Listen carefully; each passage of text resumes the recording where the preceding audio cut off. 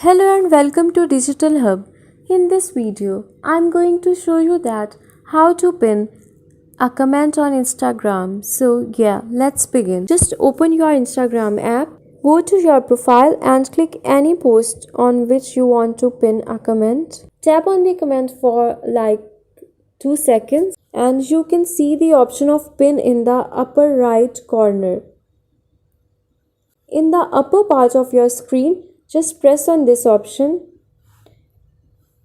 Pin your favorite comment. Pin up to 3 comments to show them at the top. So press on pin comment. Now you can see that I have pinned this comment. You can see pinned right behind this comment. If you want to unpin this comment, just click on this and tap it again for like 2 seconds.